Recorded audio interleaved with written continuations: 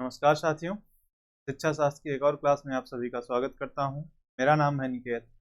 अगर आप चैनल पर नए हैं तो चैनल को जरूर लाइक सब्सक्राइब शेयर करें। शिक्षा शास्त्र विषय से जुड़े हैं तो ज़्यादा से ज़्यादा शेयर सब्सक्राइब करें। शेयर सब्सक्राइब कर दो यार। शेयर सब्सक्राइब करने का कोई चार्ज कोई पैसा नहीं लगता है, ठीक है। तो यूनिट 4 कंटिन्यू चल रहा था बीए पार्ट 1 में एजुकेशन की क्लास में, जिसमें हम लोग कैरिकुलम के बारे में पढ़ रहे थे। अभी तक हम लोग कैरिकुलम के बहुत सारे एस्पेक्ट्स पढ़ लिए कि कैरिकुलम क्या है, कैरिकुलम और सिलेबस में डिफरेंस क्या है, ठीक है। कैरिकुलम कैसे बनाते हैं, इसका निर्माण सिद्धांत क्या क्या होते हैं। उसी सीरीज में एक क्लास हम लोग और आज कंटिन्यू करेंगे कि प्रोसीजर क्या है कि एक कैरिकुलम डेवलप करने का। अगर हमें एक अच्छा पाठचर्या हमको डेवलप करनी है, एक अच्छी पाठचर्या जिसमें वो सारी एक्टिविटीज आ जाएं जो छात्र को एक बेहतरीन, जो हम लोग कहते हैं ना कि ऑल राउंड डेवलपमेंट मुझे करना है किसी बालक का, क्या हम लोग फोकस करते हैं कि ऑल राउंड डेवलपमेंट।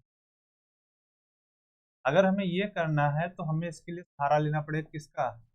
कैरिकुलम का। तो इस कैरिकुलम को डेवलप करने का क्या प्रोसीजर है, मतलब किस तरीके से कर सकते हैं, हम आज उसी की बात करेंगे। तो देखो, तो इसमें सबसे पहली जो चीज होती है कि हम ध्यान देंगे किस चीज की? शैक्षिक आवश्यकताओं।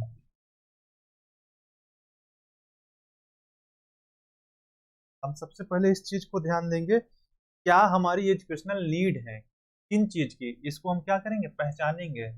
शैक्षिक आवश्यकताओं की पहचान करेंगे, यानी हम रिकॉग्नाइज करेंगे किसकी? एजुकेशनल नीड्स की, कि क्या जरूरत है, उनको हम पहचान करेंगे कि भाई नीड्स कई टाइप की होती हैं, मल्टीपल नीड्स होती हैं। पर हम जब एजुकेशन के फील्ड में बात करेंगे, एजुकेशनल नीड्स क्या है जो किसी भी स्टूडेंट के लिए ज्यादा इंपॉर्टेंट, उसको रिकॉग्नाइज करना ज्यादा जरूरी है। तो यहाँ पे हम क्या करेंगे? क्योंकि एजुकेशनल नीड्स को क्या करेंगे? रिकॉग्नाइज करेंगे।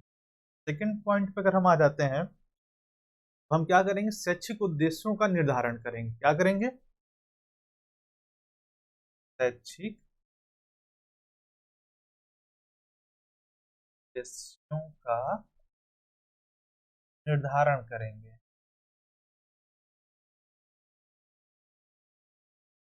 ध्यान देना, पहली चीज हो गई कि भाई हम नीड डिफाइन करेंगे, हम रिकॉग्नाइज करेंगे क्या एजुकेशनल नीड्स हैं, ठीक, स्टूडेंट के लिए क्या जरूरी है।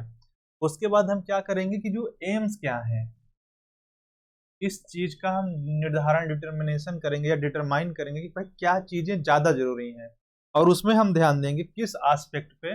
आगे आप लोग अगर शिक्षा शास्त्र कंटिन्यू रखते हैं तो आपको तीन चीजें मिलेंगी।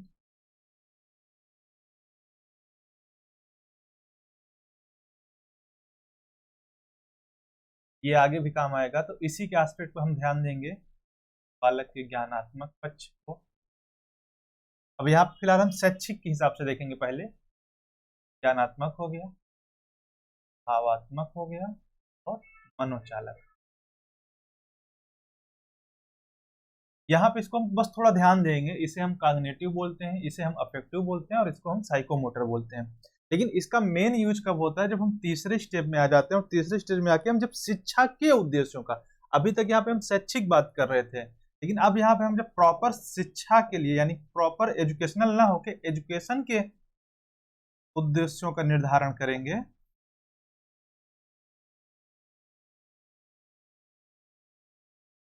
तब हमें इस चीज की ज्यादा जरूरत पड़ेगी। तब हमें क्या करना है कि हम जब वर्गीकरण करते हैं शिक्षा के उद्देश्यों का, हम क्या करेंगे? वर्गीकरण करेंगे।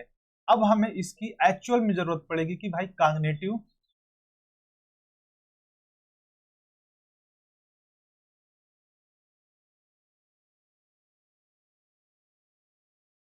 अफेक्टिव,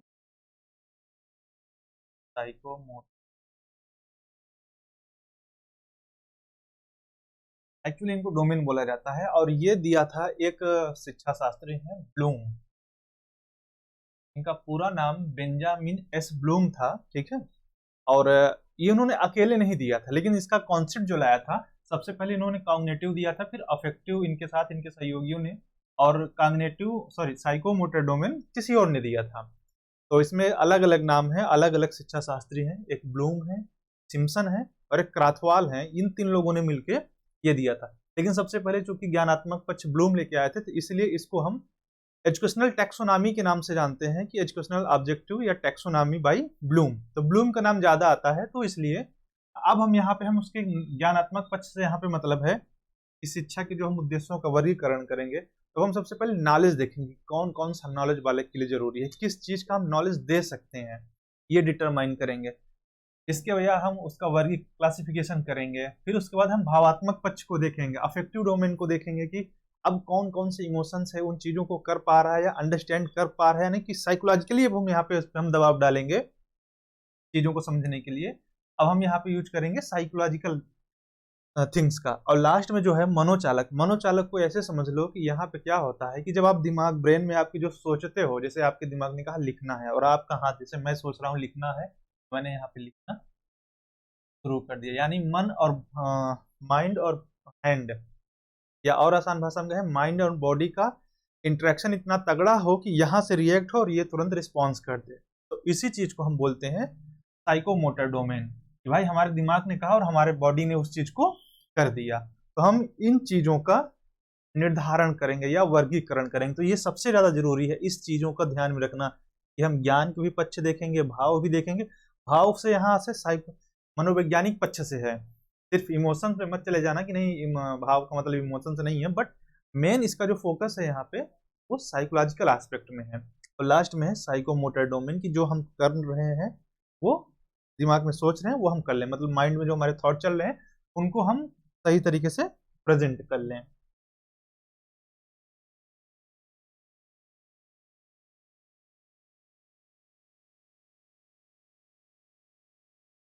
इसके बाद हम जो भी अपना विषय वस्तु लाते हैं, यानी हमारा जो कंटेंट होगा विषय वस्तु का, हम संगठन कर देते हैं।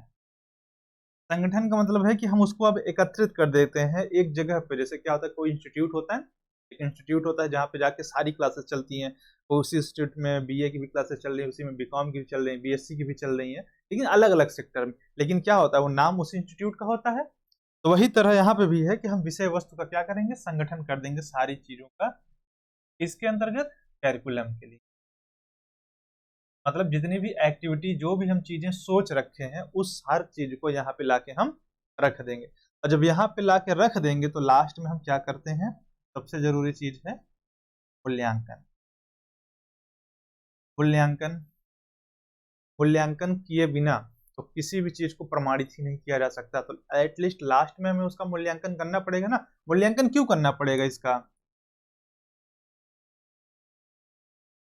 इवेल्युएशन हम क्यों करेंगे, इवेल्युएशन इसलिए करेंगे एटलीस्ट हम जो चीज दे रहे हैं बच्चों को, हम जान पाए कि उनके लिए यूजफुल है या नहीं, उससे वो इफेक्टिव हो रहे हैं या नहीं, उसका उस पर इम्पैक्ट पड़ रहा है कि नहीं। तो इन सारी चीजों को जब हम मेजर करेंगे तो उसके लिए हमें क्या चाहिए, मूल्यांकन करना पड़ेगा। यानी ये 5 बेसिक स्टेप्स हैं। मतलब सबसे पहले कि हम एजुकेशनल नीड्स की रिकॉग्नाइज करेंगे या हम पहचान लेंगे। सेकंड पे हम जो एजुकेशनल ऑब्जेक्टिव हैं उनको फिक्स करेंगे कि क्या क्या मुझे एजुकेशनल अपने ऑब्जेक्टिव रखने हैं। देन फिर जो हमारे अब एजुकेशन के जो ऑब्जेक्टिव हैं उनको हम क्लासिफिकेशन करेंगे, यानी उनका हम वर्गीकरण कर देंगे। जैसे मैंने 3 एस्पेक्ट बताए थे, उन्हीं 3 एस्पेक्ट पे ज्ञानात्मक, भावात्मक और मनोचालक, इन्हीं तीनों एस्पेक्ट पे हम उसको ध्यान देंगे। और ये जो लोग आगे बीए थर्ड ईयर तक जाओगे एजुकेशन के लोग के, तो ध्यान देना ये एक ऐसा चीज है, ये ब्लूम की टैक्सोनॉमी की ये तीनों एस्पेक्ट, आप चाहे जिस फील्ड में जाओगे, एजुकेशन के फील्ड में, टीचिंग के फील्ड में, तो ये हर जगह मिलेगा। आप टेट सी टेट देने तब भी मिलेगा, नेट दोगे तब भी मिलेगा, सेट दोगे तब भी मिलेगा, आर टेट एच टेट कोई भी एग्जाम देगो एजुकेशन से रिलेटेड, ये नहीं पीछा छोड़ेगा। ये मिलना मिलना है ब्लूम की टैक्सोनॉमी। और लास्ट में जैसे मैंने कहा कि फिर हम अपना चौथे स्टेप में क्या करेंगे, उसको हम एक जगह पे रख देंगे, सबको संगठन बना लेंगे, और एटलीस्ट लास्ट में हम उसकी वांछनीयता, उसकी डिजायरेबिलिटी, उसकी यूजफुल कितना जरूरी है बच्चों के लिए, क्या वो फायदे दे रहा है या नहीं, इन सारी चीजों के लिए हम मूल्यांकन कर लेंगे। इसके अलावा भी कुछ पॉइंट हैं, अदर पॉइंट के नाम से हम उसको बता देते हैं। कुछ पॉइंट क्या है, किस चीज के लिए, जब हम करिकुलम डेवलप करेंगे तो हमें बालक के स्तर का ध्यान रखना होगा। बालक के स्तर का मतलब है कि हमें एटलीस्ट स्टूडेंट का लेवल देखो, ऐसा नहीं कि एक ही कैरिकुलम हम कक्षा 1 से लेके 12 तक पढ़ा लेते हैं, नहीं ऐसा नहीं होता। हर क्लास का हमें लेवल फिक्स करना पड़ता है और इसी लेवल के अकॉर्डिंग हम क्या करते हैं, कैरिकुलम को बनाते हैं और उसी कैरिकुलम का एक हिस्सा सिलेबस को यूज करते हैं। किसके अनुसार? बालक के, स्टूडेंट के लेवल के अनुसार। इस चीज का हमेशा ध्यान रखना है कि जो भी कैरिकुलम हम डेवलप करेंगे वो बच्चे के स्तर के अनुसार होना चाहिए। देखो वो जो 5 पॉइंट थे वो मेजर थे, पर उनमें ये बातें इंक्लूड होती हैं, लेकिन ये अलग से बताया जा रहा है। लेकिन इन चीजों का ध्यान देना, अगर कैरिकुलम बनाया जाएगा तो नो डाउट बालक यानी जो सीखने वाला है, जो लर्नर है, उसके लेवल का हम ध्यान देंगे। उसके लेवल का ध्यान दिए बिना वर्क नहीं किया जा सकता। इसके अलावा हम देखेंगे कि हमारा जो कैरिकुलम है, क्या उसमें सामाजिक मूल्य हैं, सोशल वैल्यूज होती हैं। आप देखो, आज का तो मुझे नहीं पता क्योंकि अब प्राइमरी स्कूल में अगर जाऊंगा तब पता चलेगा, और मेरे यहाँ कोई छोटा बच्चा भी नहीं कि मैं बता पाऊँ। पर हम लोग जब पढ़ते थे तो हम लोगों के सिलेबस में, कैरिकुलम में छोटे थे तो एक किताब चलती थी, नैतिक शिक्षा। हम लोगों ने इसको 5 तक तो कंफर्म पढ़ा है, 5 तक तो मुझे अच्छे से याद है। एक अलग पूरा बुक होती थी जिसको हम लोगों को पढ़ना पड़ता था, जिसमें महापुरुषों की जीवन गाथाएं होती थी, जैसे कि महात्मा गांधी हो गए, टैगोर हो गए, महात्मा बुद्ध हो गए, राणा प्रताप जी हो गए, ठीक है। बहुत से ऐसे लोगों की कथाएं थी, कुछ नाम दे रहा हूँ मेंशन। तो ये चलता था। तो ये भी एक हिस्सा है किसका? इसी सामाजिक मूल्य का। सोशल वैल्यूज को क्या वो दे रहे हैं कि नहीं दे रहे हैं, ये इन चीजों का ध्यान हमें देना पड़ेगा।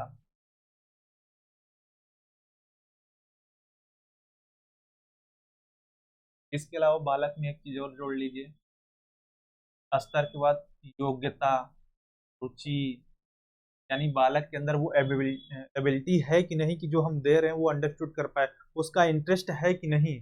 इन चीजों का भी हम क्या करेंगे, हम जब कैरिकुलम का डेवलपमेंट करेंगे तो इन चीजों को, यानी उसकी एबिलिटी का, उसके इंटरेस्ट का भी हम ध्यान रखेंगे। ऐसा नहीं कि इन चीजों को हम छोड़ दें, नहीं बालक की रुचि से हमें नहीं ध्यान देना, हम 4 टू सिलेबस दे देंगे।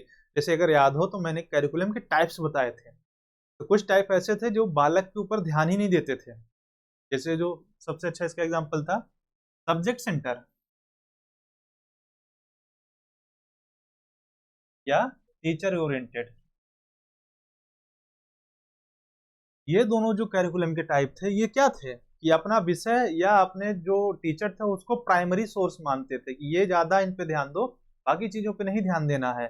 इसमें क्या था कि बालक के इंटरेस्ट, बालक की रुचियां, बालक की एबिलिटीज, उस पर बिल्कुल नहीं फोकस करते थे। तो क्या इन चीजों के द्वारा बालक सही दिशा में डेवलप हो पाता? नहीं हो पाता। तो इसलिए हमें इन चीजों का ध्यान देना पड़ेगा।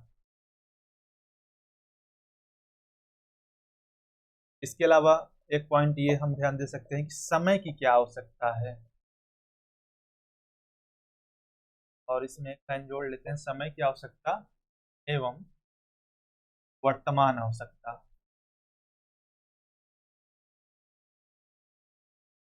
अब इसको ऐसे समझ लो, समय का मतलब यहाँ पे टाइम है, टाइम की नीड क्या है। देखो सिचुएशन जब बदलती है तो कैरिकुलम बदल जाता है। जैसे अगर मान के लो कि देश में युद्ध का समय चल रहा हो, तो उसमें शांति शिक्षा हम नहीं देंगे बच्चों को, उस समय हम ऐसी शिक्षा देंगे जो उनको युद्ध के लिए तैयार कर पाए। शांति शिक्षा तो बाद में देंगे ना, पहले अपने देश को बचाएंगे ना, कि डिफेंस तो कर ले अपने आप को, जो हम पे आक्रमण किया, अटैक किया, उसको मार के भगाना है हमें। तो जब तक ये चीज नहीं हो जाएगा, तो इसीलिए इस चीज को कहा जा रहा है कि समय की आवश्यकता के अनुसार, यानी अकॉर्डिंग टू टाइम भी हम कैरिकुलम रखेंगे। और इसके अलावा क्या करेंगे कि प्रेजेंट की क्या नीड है, कि भाई वोकेशनल कैरिकुलम को ज्यादा बढ़ावा देना है या चाइल्ड ओरिएंटेड कैरिकुलम को बढ़ावा देना है, इन चीजों पे भी हम क्या करेंगे, फोकस करेंगे।